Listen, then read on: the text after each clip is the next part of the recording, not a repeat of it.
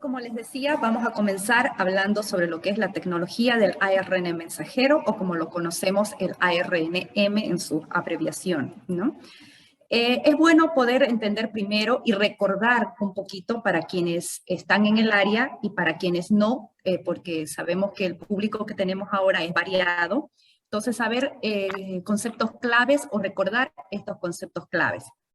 Entonces, en primer lugar, hay que saber que la información genética se encuentra codificada en el ácido desoxirribonucleico, que lo conocemos como ADN, y se encuentra en el núcleo de la célula en forma de secuencias de nucleótidos. Entonces, en el proceso en el cual participa el ARN, lo conocemos también como el proceso de transcripción que se da en el núcleo. Entonces, ¿en qué consiste este proceso? La secuencia de ADN se copia en forma de ARN, se transfiere la información del ADN a la molécula del ARN y este ARN producto de la transcripción se lo conoce con el nombre de transcripto o algunas veces también con lo que es ARN mensajero.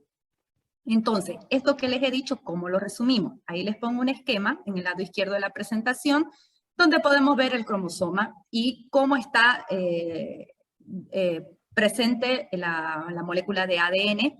Entonces, nosotros para poder ver cuál es el ARN mensajero, prácticamente ustedes van a ver, está en la imagen de color celeste, ¿no? Entonces, nosotros en este proceso de la transcripción ocurren varias modificaciones. Un proceso de ellos es el llamado splicing, donde desaparecen todas esas franjitas que ustedes las ven de color roja, que se llaman intrones, o que en algunas veces lo llaman el ADN desecho o desechable, porque supuestamente no codifica nada. Sin embargo, se ha visto que sí tiene ahora, en la actualidad, que ese ADN, esos fragmentos tienen un uso, ¿no? Tienen una función.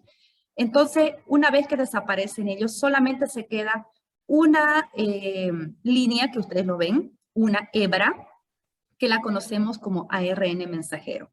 Sin embargo, esta no puede salir así solita del núcleo, porque nosotros sabemos que en el núcleo hay enzimas, unas enzimas llamadas RNasas, que protegen al material, o sea, que nada, que ningún microorganismo pueda ingresar y deshacer todo este material genético. Entonces se prepara con ciertos aminoácidos en la cabeza y en la cola, que los llamamos como prácticamente se metiliza y se polimeriza para poder salir. Entonces, una vez que este ARN mensajero sale del núcleo con esa protección, estas enzimas, estas RNasas, lo que hacen es, vamos a hablar así en palabras sencillas, empiezan a comer estos extremos, pero sin embargo le da tiempo al ARN mensajero de poder llegar al ribosoma para cumplir su función en la traducción para proteínas. Entonces, sin embargo, este proceso es muy importante. ¿Pero por qué existe este ARN mensajero?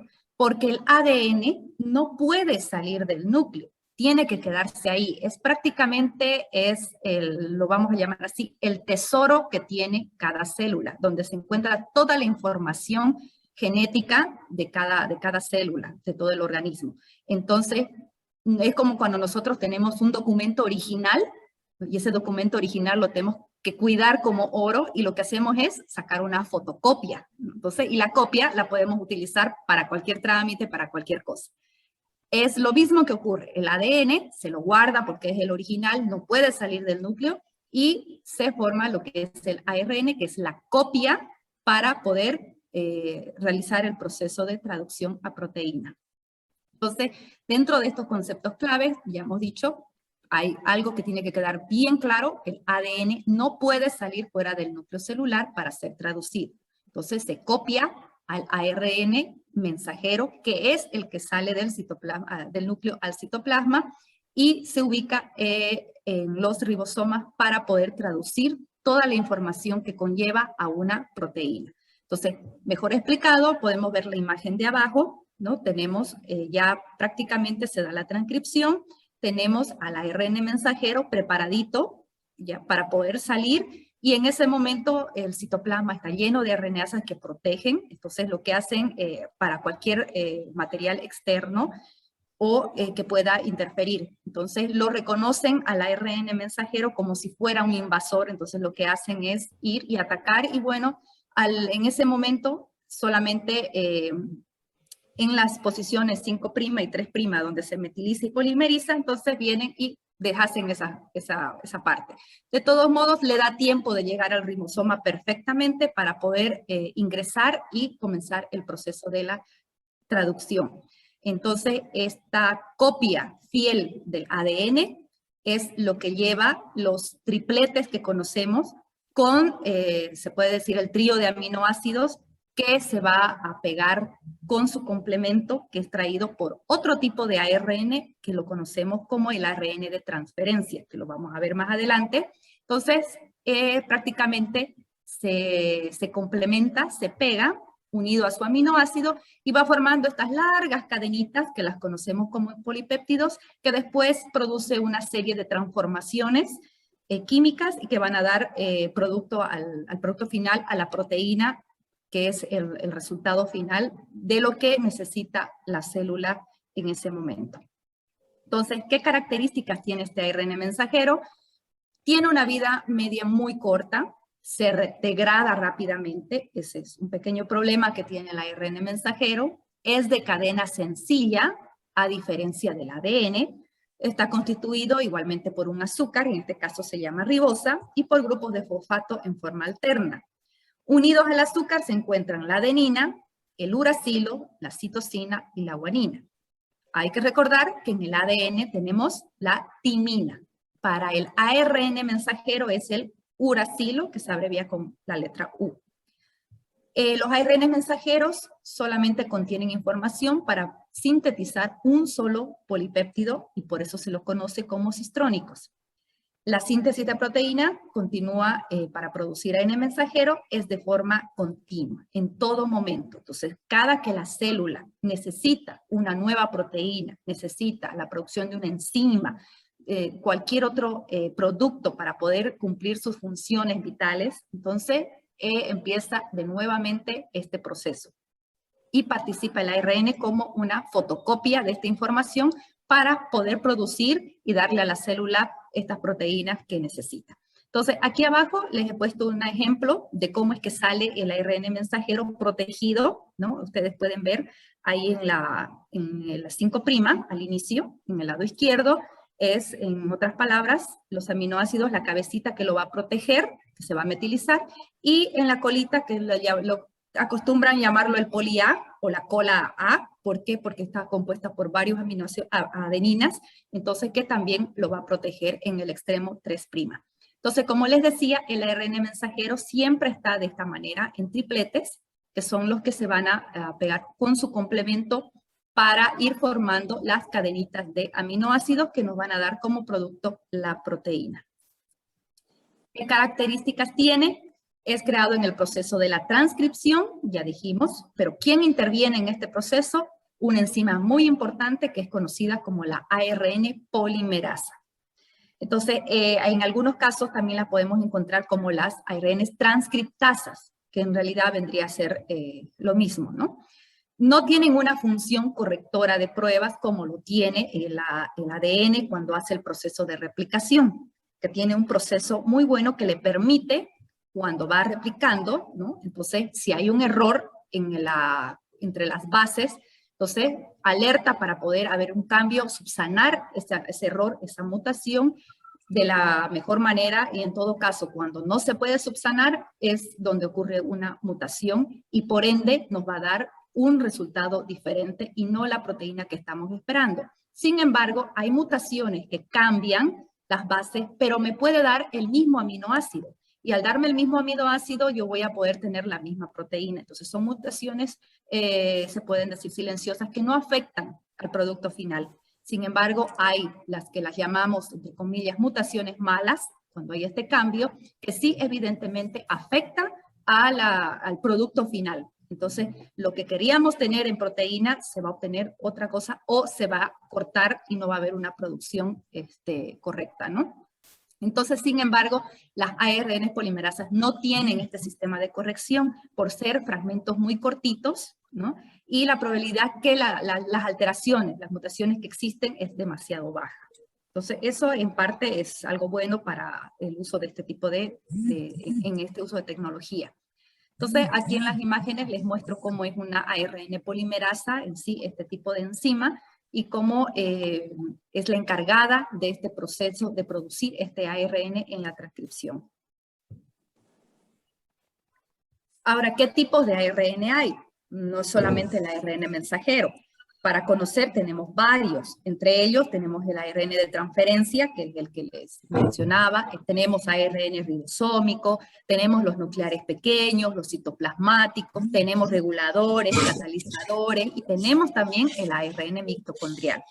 Sin embargo, los platos. Los de mayor relevancia son el ARN mensajero, que es el que estamos hablando ahora, el ARN de transferencia, que ustedes siempre lo van a encontrar abreviado ARN y una T en minúscula chiquitita al lado, y el ARN ribosómico. ¿Por qué?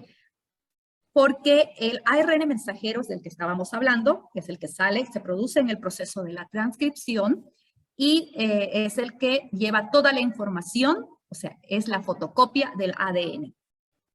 Pero solito no puede hacer nada. Entonces necesita sus complementos de estos tripletes que les mencionaba, que nosotros también los conocemos como codones, a estos tripletes, necesita un complemento de las bases. ¿Quién lo lleva este complemento? El ARN de transferencia. Entonces va pegadito, si ustedes lo ven es como una crucecita. Entonces abajo, en el último fragmento, donde lleva el anticodón. Y este anticodón es el que se va a pegar a su base complementaria y lleva en su extremo 3', lleva su aminoácido. Entonces, cuando este pase por el ribosoma, que se está formado por el ARN ribosómico, que es el que podemos ver abajo, que generalmente se lo conoce como la subunidad mayor S o 60S o la subunidad menor 40S. Entonces, por el medio es por donde pasa el ARN mensajero y el ARN de transferencia es el que va a traer el anticodón, se va a pegar a su complemento y va a ir pasando como una maquinita. Entonces va a ir dejando su aminoácido sucesivamente mientras va pasando y va recorriendo todo lo que es el ARN mensajero.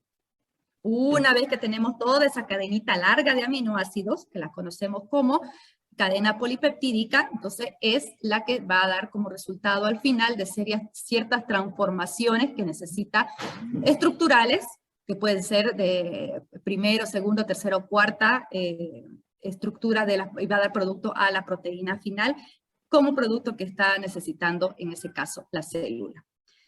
Entonces, habiendo dado un pantallazo y quizás recordando de dónde viene este ARN, por qué se produce y cuál es su función importante, ya dijimos que la función importante es proteger la información genética porque no puede salir del núcleo.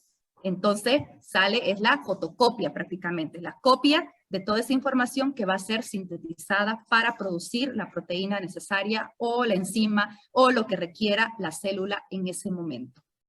Entonces, actualmente es muy simple poder sintetizar en los laboratorios y a escala industrial el ADN como el ARN, ¿ya? Y lo conocemos actualmente como ARN sintético. ¿Por qué? Obviamente porque es producido dentro de un laboratorio. ¿Qué nos permite? Permite conocer la función de determinados genes, las proteínas que lo codifican, saber que el ARN mensajero está implicado en la producción de dichas proteínas, entonces es muy importante. Y bueno, recordar un poquito que en los años 90, la doctora Caricó, bueno, empezó a trabajar con lo que es la tecnología en realidad con este fragmento, con el ARN mensajero, le llamó mucho la atención y con el objetivo de poder combatir algunas enfermedades.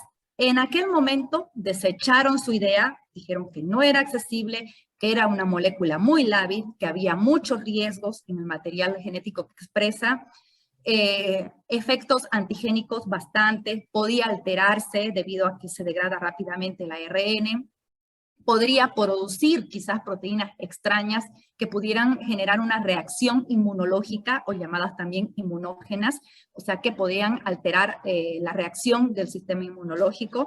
Sin embargo, ella siguió trabajando en esta idea del ARN mensajero, ¿no? Y junto a su colaborador, bueno, trataron de subsanar estos fallos en la tecnología del ARN mensajero sintético, hasta que en el 2015, bueno, descubrieron cómo estabilizar este material genético para poder acceder al interior de la célula, porque ese era el mayor problema en ese momento. Entonces, ¿cuáles son las características de esta tecnología?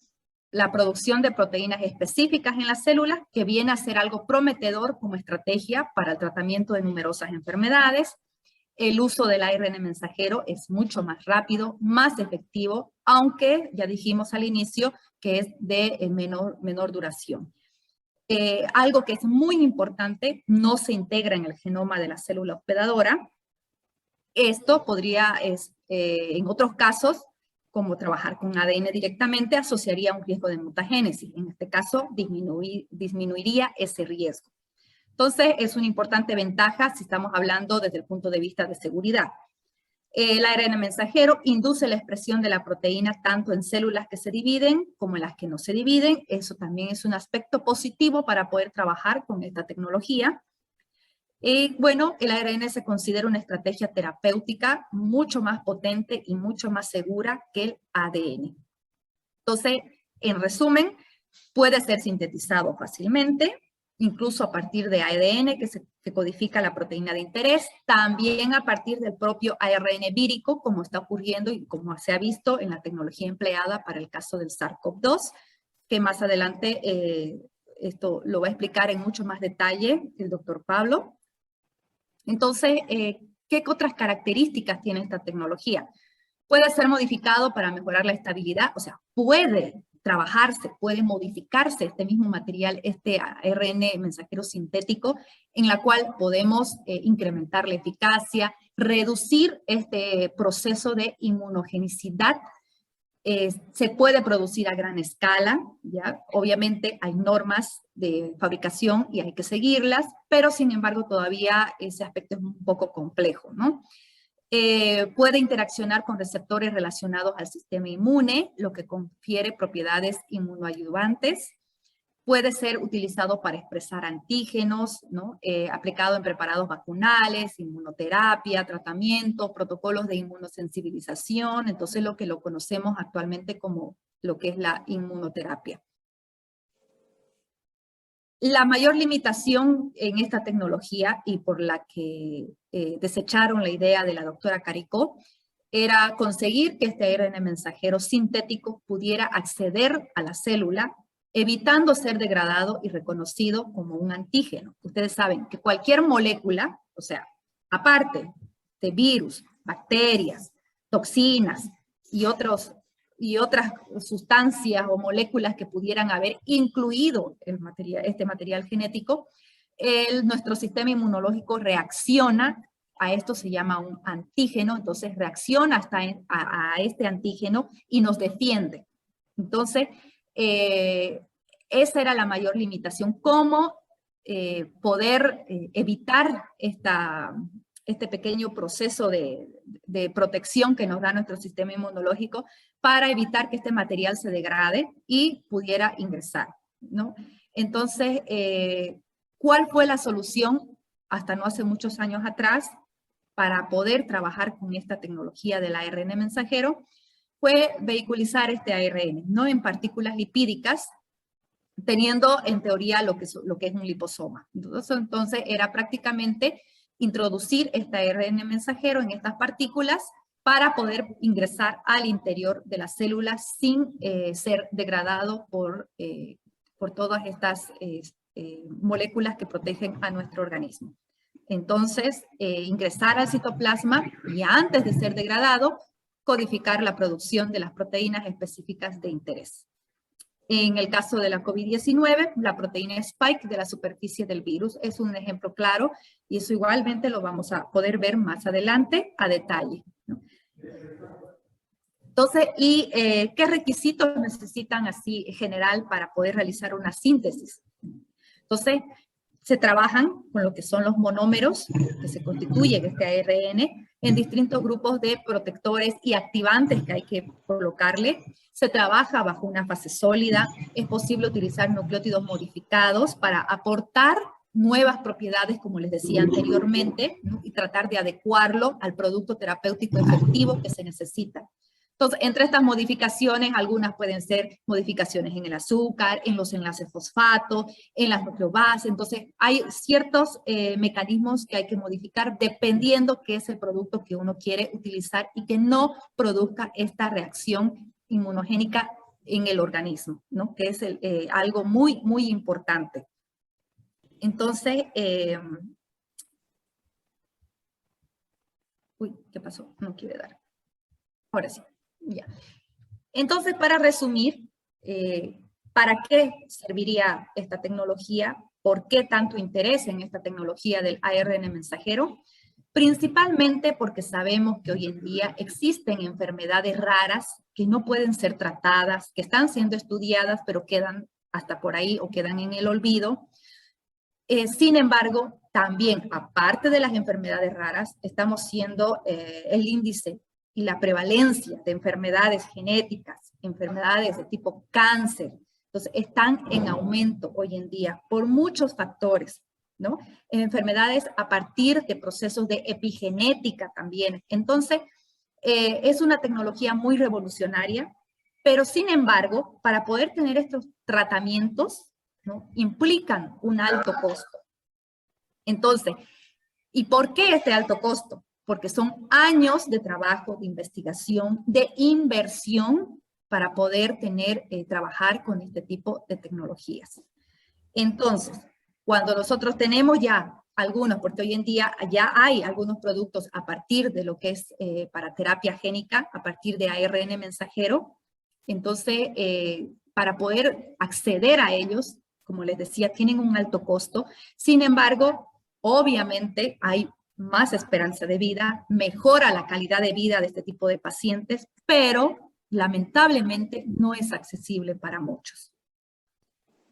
Hay algunos casos donde llegan a costar un frasquito de este tipo de terapia para hacer el tratamiento miles de dólares. Entonces, esto limita que el acceso a estos productos de tratamiento a base de esta tecnología tenga un alto costo y limite el uso a toda la población que padece de este tipo de enfermedades. Otros ARNs de interés terapéuticos que también se está hablando hoy en día para tipos de terapia inmunogénicas es el ARN interferente o de interferencia, que se abrevia el ARN y la letra I en minúscula, ¿no? ¿Por qué se lo quiere usar ahora y se lo está usando en investigación en estos momentos? Porque participa en el proceso de silenciamiento genético, ya que tiene un mecanismo posttranscripcional que está mediado por este tipo de moléculas y es netamente característico de células eucariotas. Entonces, ¿qué es lo que quiere decir? Traducido esto, nos ayuda a suprimir la expresión de algunos genes, ¿ya? Que tienen una importancia en procesos de desarrollo y diferenciación celular, sobre todo para tratar algunos tipos de cáncer, ¿no? Y defensa ante algunos tipos de virus. Entonces, generalmente estas tecnologías ayudan bastante en lo que es el estudio de las enfermedades raras, ¿no? Y bueno, ahí les puse algo que está en la revista muy interesante y en muchas otras revistas que muestran el ARN como la nueva esperanza de la medicina. Entonces, muchas gracias. Yo aquí termino de compartir. Bueno, después de una presentación tan ilustrativa que ha hecho la doctora Zdenka Pérez, bueno, yo voy a continuar presentándoles sobre la tecnología del ARN mensajero. Específicamente, bueno, la primera parte de la presentación para la producción de vacunas y cuáles son las perspectivas como elementos terapéuticos. Yo soy biólogo, mi especialidad es en biología molecular y genética. Y bueno, vamos a hablar, entiendo que también el doctor Tinajeros va a hablar un poco de las estrategias de vacunación, entonces voy a hacer una explicación breve sobre las distintas formas que podemos activar el sistema inmune y en lo que consisten las vacunas. La primera estrategia sería la del virus atenuado, entonces son organismos vivos, pero bueno, no tienen la capacidad de producir una enfermedad como tal, sino que van a entrenar al sistema inmune para que se desarrollen los anticuerpos. En una estrategia bastante similar están los virus inactivados, pero bueno, en este caso ya estarían muertos, ¿no? Ya sea por medios físicos o químicos que van a inactivar.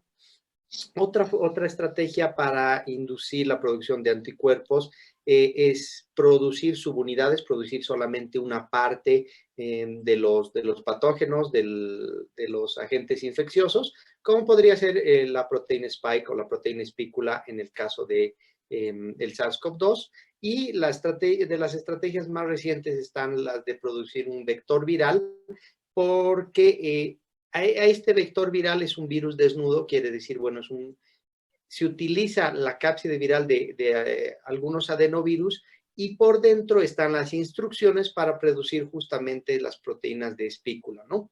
Entonces, esta es una tecnología más reciente y tenemos la tecnología del ARNM.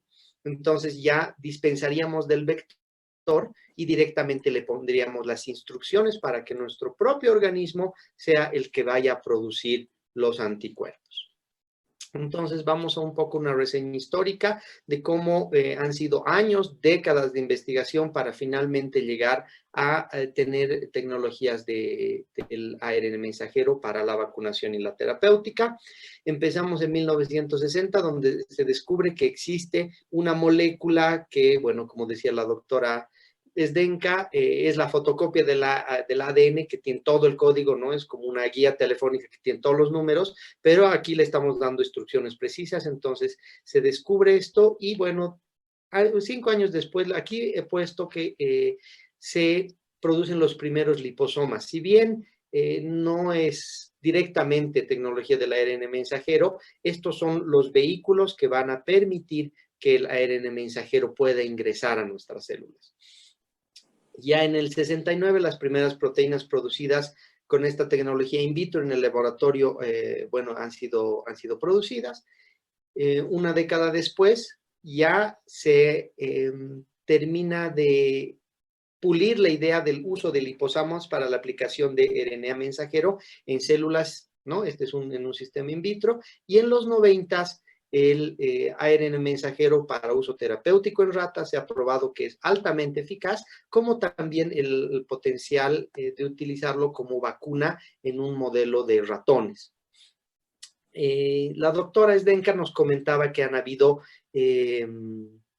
algunas piedras que hemos tenido que sobrepasar en el camino como científicos, y el 2005 ya se descubre qué tipo de modificaciones necesitamos para que estas moléculas no sean degradadas y reconocidas por el sistema inmune. En 2013 ya se ha hecho el primer ensayo clínico para una vacuna contra una enfermedad infecciosa, en este caso la rabia, y finalmente en el 2020 se ha dado una aprobación de emergencia por parte de la FDA para 2 compañías, Pfizer con la colaboración con BioNTech y Moderna. Entonces, para ilustrarles sobre lo que les hablaba un poco, una de las investigaciones en los 70, en un grupo británico, han aislado el RNA mensajero de conejos, los han inyectado en huevos de rana y el producto han sido proteínas de conejos. Entonces, esto ha dado fuerte evidencia de que si le ponemos las instrucciones a un sistema biológico, el producto va a ser relacionado a las instrucciones que estaríamos colocando. Algo que ha mostrado ser bastante promisorio, y ya en los 90 se empieza a esbozar esta idea de utilizar directamente estas moléculas bajo el supuesto de eliminar el intermediario, ¿no? Ya eliminamos el vehículo, el vector viral, como queramos llamarlo, y directamente aplicamos para que el propio organismo, las propias células, mediante su maquinaria celular, vayan a producir este tipo de moléculas. Y una de las grandes ventajas es que directamente le ponemos las instrucciones, pasa al ribosoma y sin tener modificaciones del ADN, ¿no? Como se especulaba y, bueno, se desinformaba a la población y había mucha reticencia a utilizar esta tecnología. Realmente modificar el ADN evidentemente es peligroso, pero también es sumamente complicado. Hay muy pocos terapéuticos que para tratar enfermedades, ya sean autoinmunes, neurodegenerativas, que no tienen tratamiento, se han desarrollado, son altamente caros y su eficacia no es muy alta, justamente porque se tiene que hacer mayor investigación. Entonces, para tener las instrucciones, como les decía, no es necesario tener toda la biblioteca, o haciendo una analogía, no es necesario tener toda la guía telefónica para llamar a un número. Esta biblioteca se encuentra en el núcleo, en el ADN, y las ventajas de la tecnología del ARN mensajero es que es bastante rápido. En el caso del SARS-CoV-2 no es necesario ni siquiera tener una muestra del virus. Una vez que se conoce la secuencia y se tienen los datos bioinformáticos, ya podemos empezar a elaborar diseños para nuevas vacunas, nuevos terapéuticos. Y las ventajas de trabajar con el ADN y el ARN es que son secuencias lineares, a diferencia de las proteínas, porque muchas veces cuando se trabaja con proteínas, las estructuras secundarias, terciarias, cuaternarias y los patrones de plegamiento son muy difíciles de igualar porque están relacionados a otros procesos biológicos especializados y puede tardar mucho más tiempo en desarrollarse, ¿no? Y mediante esta tecnología del ARN mensajero se pueden tener candidatos listos en semanas o días. Por ejemplo, la empresa Moderna ha tenido listo en un mes los ensayos preliminares para empezar a elaborar la vacuna. Y como veremos más adelante, BioNTech también, ¿no? Pero han habido, evidentemente, dificultades. Como nos mencionaba Zdenka, el ARN libre circulante es cortado por las ribonucleasas. ¿Por qué? Porque naturalmente cuando hay ARN libre puede ser originado por células tumorales, entonces el sistema inmune va a eliminar estas instrucciones porque las células tumorales van a ir preparando mediante este tipo de mensajeros el microambiente para poder después iniciar procesos de malignidad, entonces evidentemente tienen que ser eliminados de cualquier sistema biológico o pueden ser remanentes de una célula previamente infectada y, bueno, tienen que ser también clivados, tienen que ser degradados, ¿no? Entonces, la solución es que sea algo un poco diferente, que sea también compatible, que mande el mismo mensaje, pero que no sea reconocido por el sistema inmune, ¿no? Porque al final lo que deseamos es entrenar al sistema inmune que reconozca lo extraño, pero sin destruir al mensajero. ¿Y cómo hacemos que entren a las células? Porque o la cadena es muy grande para que puedan entrar, o si entraría una fracción no sería completamente eficiente. Entonces, aquí les hablaba sobre una de las modificaciones que han hecho, es reemplazar la uridina por una pseudouridina. Entonces, bueno, en este caso el uracilo, ¿no? La uridina es la versión glicosilada. Se cambia, no reconoce el sistema inmune y mediante unas nanopartículas de lípidos que tienen carga van a poder embeber a las moléculas de RNA mensajero y una vez que estas partículas están cerca al microambiente celular, son comidas en un proceso denominado endocitosis. Es así como el mensaje llega a las células y aprovechando la maquinaria celular van a empezar a producir una proteína, que es la proteína S, la proteína espícula, que va a ser después liberada al medio ambiente celular tisular y donde va a ser reconocida por las células inmunitarias para producir anticuerpos. Entonces, el sistema, el organismo ya estaría listo para combatir una futura infección. Y es así como BioNTech y Moderna fundamentalmente han desarrollado esta tecnología con bastante rapidez y les hablaba acerca de esto, ¿no? Cuando los ejecutivos de BioNTech han hecho sus proyecciones que esto iba a desenvolver en una pandemia por la alta tasa de transmisibilidad y porque no se estaban tomando medidas adecuadas a tiempo, ¿no?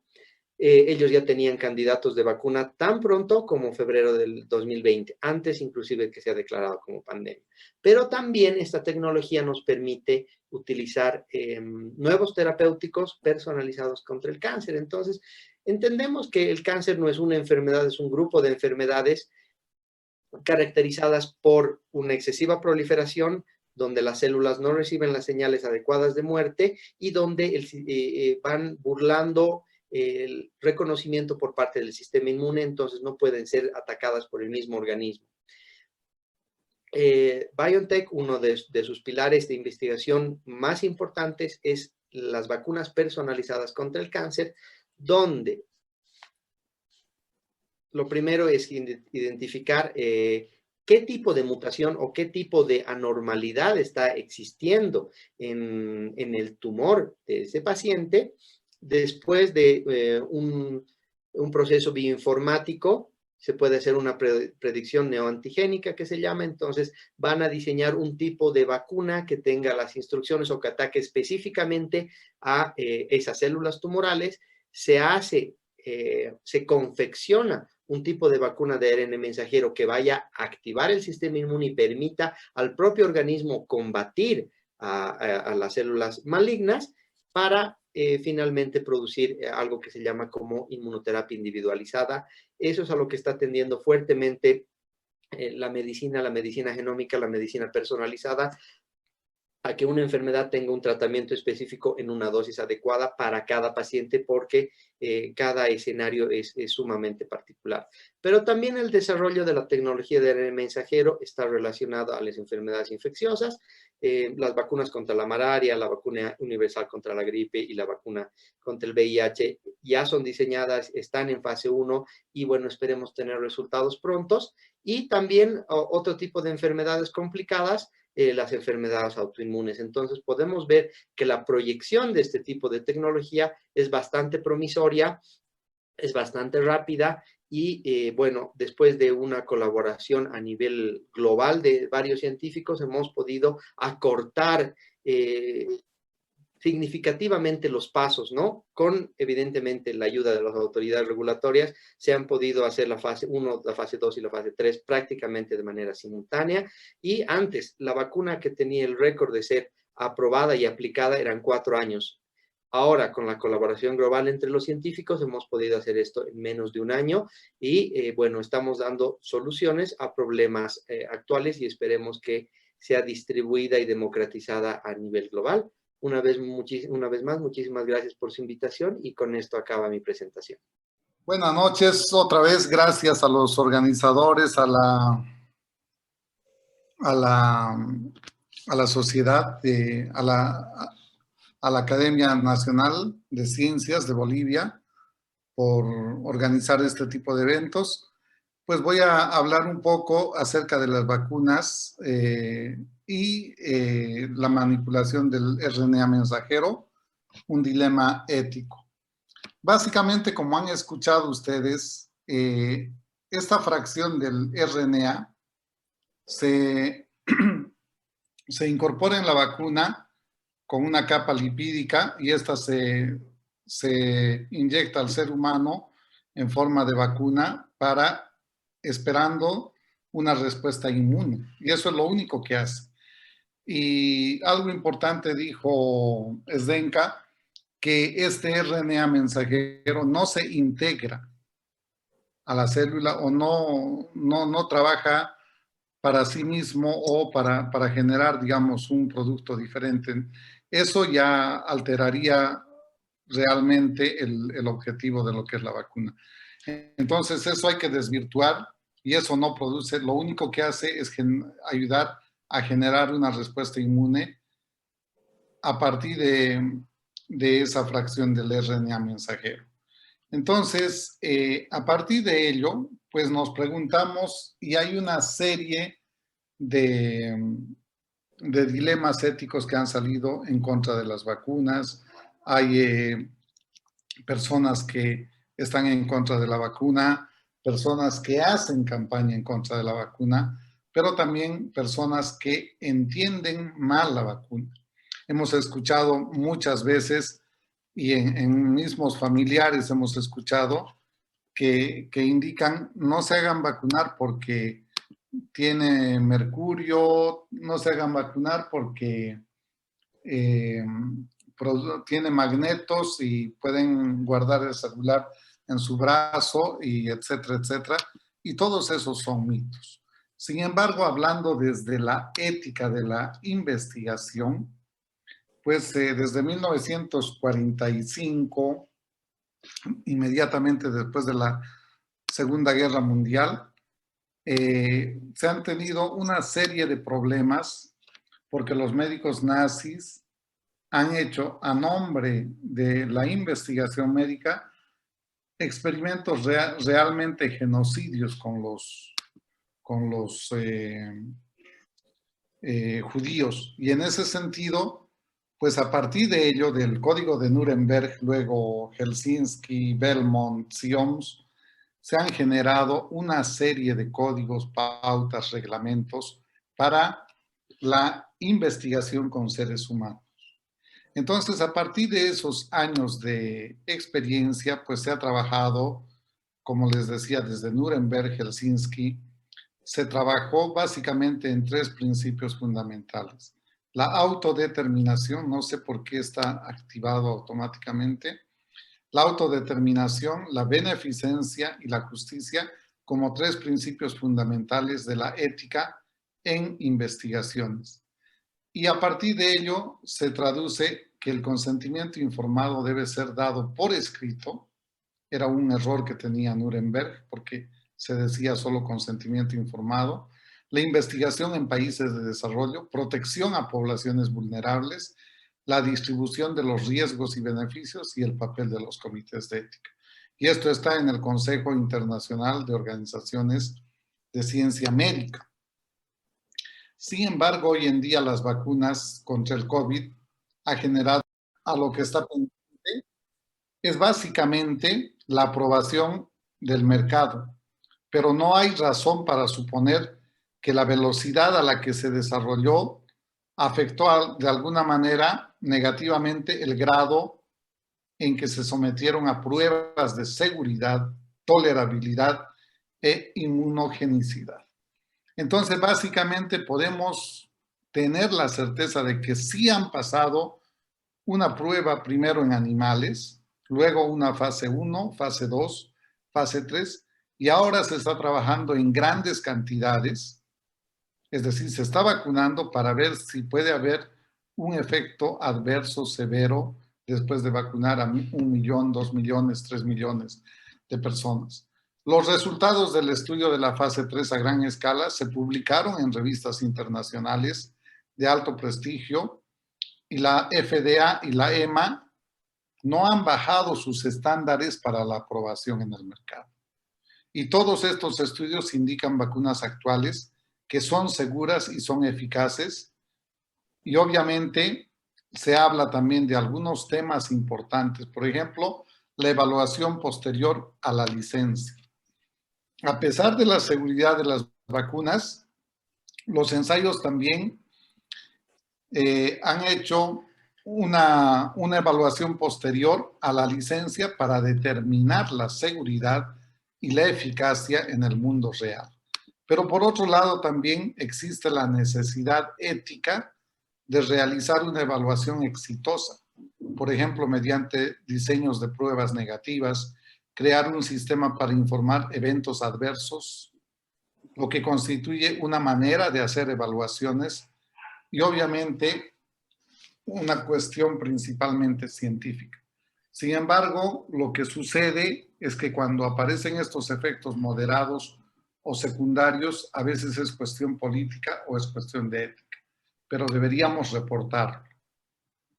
La ética en los ensayos con placebo para nuevas vacunas, este es un tema también que nos pone a veces en una disyuntiva porque muchas vacunas han obtenido aprobación del mercado, decenas aún se encuentran en proceso de producción, como por ejemplo la vacuna en Perú, es una vacuna oral y está en fase de evaluación, pero clásicamente estos pasan por un ensayo final de fase 3 a gran escala en el que la vacuna se compara con un placebo, pero la pregunta del millón es, ahora que tenemos vacuna, ¿hay necesidad de comparar con placebos? ¿No será comparar con el standard of care de ese país más la vacuna? Entonces, un ensayo controlado con placebo se justifica porque en referencia al equilibrio clínico, cuando hay incertidumbre, digamos, si en un determinado tratamiento hay efectividad o no. Pero en este caso ya han sido probadas y no tendríamos que utilizar placebo. El utilizar placebo sería más bien dejar en desventaja a la población. Entonces tendría que compararse una vacuna que ya se está utilizando con la nueva vacuna. Entonces, son opciones, pero también tenemos que pensar en la población. Una forma de pensar en la población, ¿quiénes van a ser primeros? ¿Ya? Es priorizar la autonomía. Y la autonomía es la decisión de creo que hay un micrófono abierto. Sí, por favor, si no vamos, se supone que tienen que estar apagados todos los micrófonos. Sí, doctor, ya lo silenciamos ya. Ok, gracias. Una forma de priorizar es la autonomía, es decir, que las personas decidan voluntariamente vacunarse o no vacunarse. Aceptar que las personas son libres de elegir y por tanto también libres de rechazar. Ese es un tema principal de la ética en investigaciones en salud. Y por lo tanto, se puede intentar persuadir a quienes se niegan o crear un sistema de empujones, por ejemplo, mostrando que la vacuna como opción predeterminada o solicitando a que las personas se den de baja. El inconveniente de esta estrategia es que posiblemente no se alcance la inmunidad colectiva o lo que hablamos, la inmunidad de rebaño. También podría ser que las personas intentaran viajar gratis al no vacunarse mientras esperan que se vacune un número suficiente de personas. O pueden rechazar la vacuna y aún así cosechar los beneficios de la inmunidad colectiva. Entonces, la paradoja en este caso es que si demasiadas personas siguen una estrategia de este tipo, no se alcanza esa inmunidad colectiva y no habrá nada de lo que pueda aprovecharse. Y tal temor de una cantidad insuficiente de personas opte por la no vacunación es puramente teórico, cuando sabemos que existe un movimiento antivacunas en el contexto del COVID-19.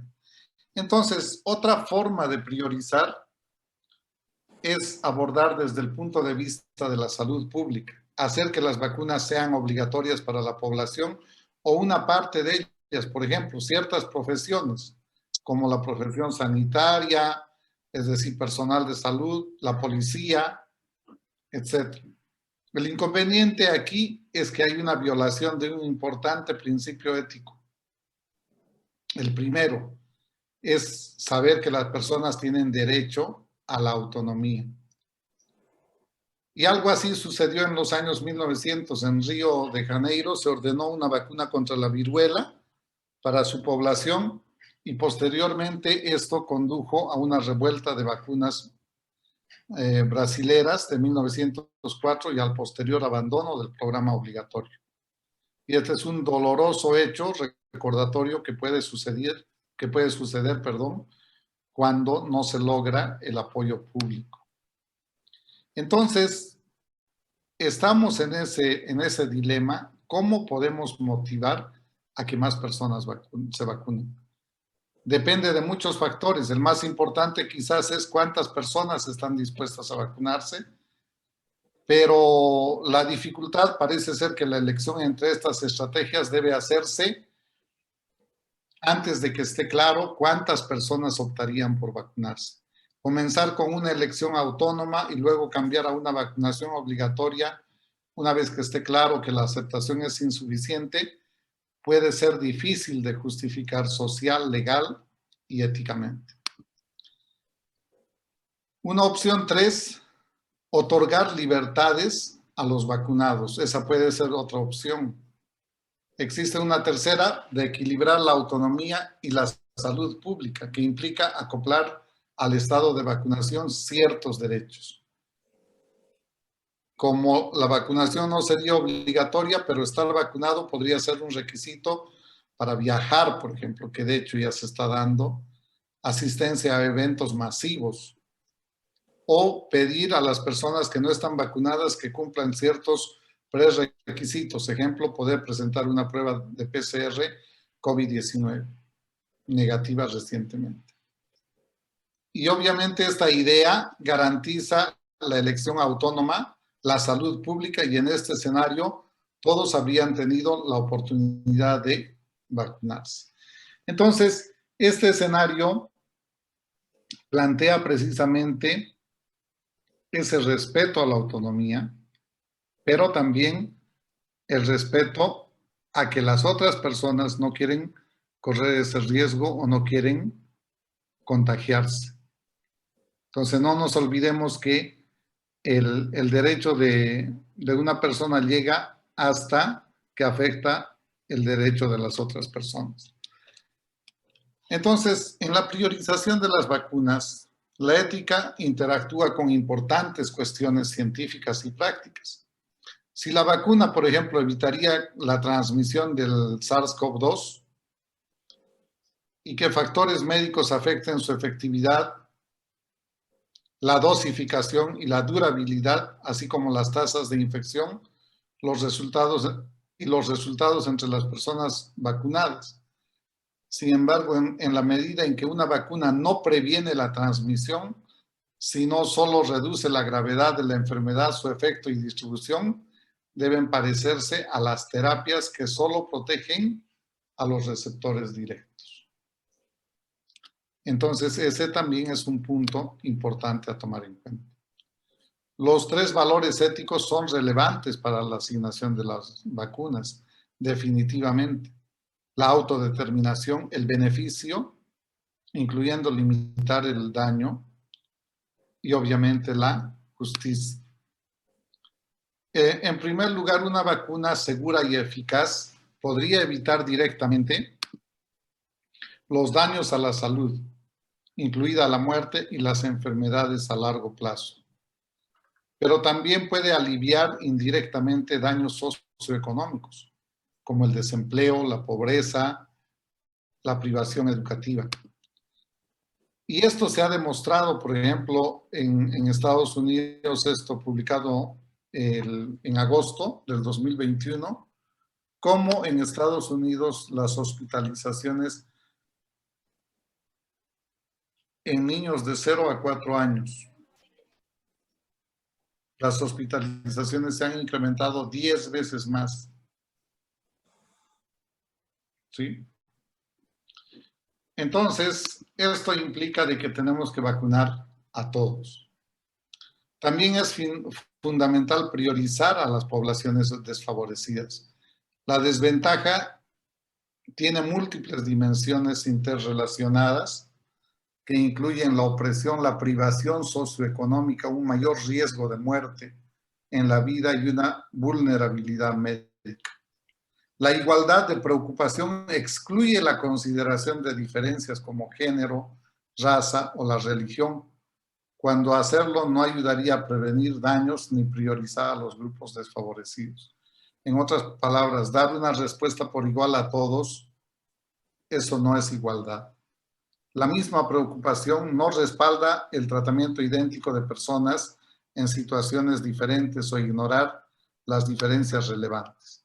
Y esto precisamente el CDC ha publicado en marzo de 2021 y decía que las tasas de hospitalización asociadas al COVID dependía de cómo vivían, cómo han crecido en su infancia, cómo vivían y dependía de su raza y etnia. Y qué brechas o qué dificultades han tenido en su desarrollo. Y es así que se ha visto que los primeros, los más vulnerables, eran los indios americanos nativos. Estamos hablando de navajos, sioux, cheyennes, ¿sí? Luego estaban los blancos, perdón, los negros con muchas brechas también. Los latinos estamos aquí. Otros grupos, los blancos, y en el último grupo estaban los asiáticos. Miren. Entonces, los determinantes sociales para la salud también tenían un rol importante en la vulnerabilidad al COVID-19. La propuesta de la Academia Nacional de Medicina de Estados Unidos sugiere otro valor, la reciprocidad. La reciprocidad se reconoce como conductas dignas del pasado, como asumir riesgos para beneficiar a otros. En el trasplante de órganos, por ejemplo, la reciprocidad para priorizar a los donantes anteriores parece justificada en una emergencia de salud pública. Entonces, la reciprocidad debe subordinarse a prevenir daños y priorizar a los grupos más desfavorecidos. Los grupos prioritarios, según la ética, sería la distribución de vacunas debe centrarse en los beneficios actuales y futuros, incluidos los beneficios directos para las personas vacunadas. Los beneficios indirectos para las personas protegidas de la propagación de la infección y los beneficios indirectos para la salud y socioeconómicos para quienes están protegidos de los daños a medida que mejoran el sistema de salud y el funcionamiento social. Entonces, 3 valores éticos descritos anteriormente favorecen la priorización de 3 grupos. Dicen los trabajadores de salud, y no porque seamos trabajadores de salud. El año pasado revisaba también, hicimos estudios de depresión, ansiedad y estrés, y precisamente se decía que tenemos que cuidar a los que nos cuidan. Si nosotros no cuidamos a los que nos cuidan, ¿quién nos va a cuidar? Entonces, esto es prioridad. Si tenemos personal de salud enfermo, ¿quién nos va a cuidar? Entonces, esto es importante. Y otros trabajadores esenciales y personas en entornos de alta transmisión. Trabajadores esenciales, camilleros, ascensoristas, personas que trabajan en ambulancias, personas que trabajan en limpieza y personas en entornos de alta transmisión, policías, probablemente, y personas con vulnerabilidades médicas asociadas con peores resultados de COVID, como diabetes, enfermedad pulmonar, enfermedad cardíaca, obesidad, hipertensión, etc. Entonces, para priorizar a los trabajadores y al personal de atención médica, en primer lugar, previene el daño directo a los trabajadores y el daño indirecto debido a la propagación del SARS-CoV-2 en las instalaciones de atención médica. Pero también prioriza indirectamente a grupos desfavorecidos, porque la reducción de la propagación de la enfermedad facilita la provisión de tratamientos como la hemodiálisis, la quimioterapia o personas que necesitan apoyo con mayor frecuencia. Y en segundo lugar, personas de alto riesgo. Los trabajadores presenciales tienen más probabilidades de estar en desventaja socioeconómica que los que pueden trabajar en forma remota. A nivel internacional conozco muchas instituciones que ya prácticamente están trabajando desde sus casas, pero por ejemplo, la persona de limpieza es la que probablemente tiene una desventaja socioeconómica y sí o sí tiene que ir al hospital a limpiar o a las casas a limpiar. Priorizar personas con afecciones médicas. La OMS y la Academia de Medicina sugieren precisamente dar prioridad a personas cuyas afecciones médicas aumentan su riesgo de resultados negativos de COVID si se infecta. Y otros dilemas, estoy incorporando otros dilemas. Los países pueden pagar vacunas de refuerzo de COVID-19, ofrecerlas a sus residentes si los científicos las recomiendan. El director de la OMS ha dejado clara su posición y ha pedido a los países que impongan una moratoria a los refuerzos hasta que se vacune al 10% de las personas en todos los países. Su súplica se produce en medio de una creciente preocupación por el lento progreso de la distribución de las vacunas a las personas en países de ingresos bajos. Se promueve que el mundo debe unirse en solidaridad para poner fin a la pandemia. Sin embargo, al 14 de septiembre de este año, de las 5.760 millones de dosis de vacuna que se han administrado a nivel mundial, solamente el 1.9% se destinó a personas de países con bajos ingresos. Esto realmente es catastrófico. Sin embargo, hoy en día estamos hablando de un booster, de una tercera dosis, cuando hay países que ni siquiera tienen una dosis. Entonces creo que hay que trabajar en ese tema ético, hay que reflexionar en el tema ético y como conclusión podemos indicar que es evidente que la pandemia nos plantea varios problemas éticos. Para cada categoría hemos hablado en relevancia y hemos proporcionado algunos ejemplos. Hemos distinguido las cuestiones éticas que pone al descubierto la enorme complejidad y la fuente de muchos conflictos. A menudo existe un conflicto entre marcos éticos, por ejemplo, el conflicto entre la ética de la investigación, la necesidad de hacer ensayos éticos y la ética de la salud pública, la rápida necesidad de vacunas para combatir la pandemia. Pero también puede haber un conflicto entre las justificaciones consecuencialistas, la necesidad de una distribución más eficiente de las vacunas y las deontológicas, la necesidad de una distribución justa de las vacunas.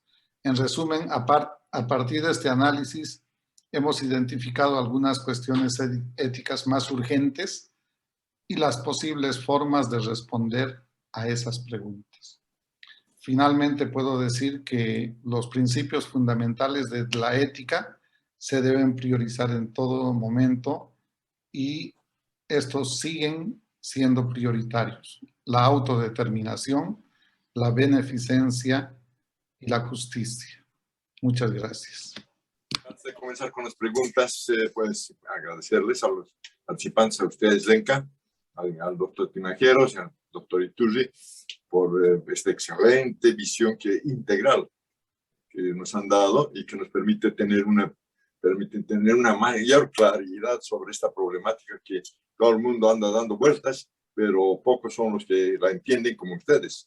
De manera que nos han hecho una excelente presentación que nos permite aclarar.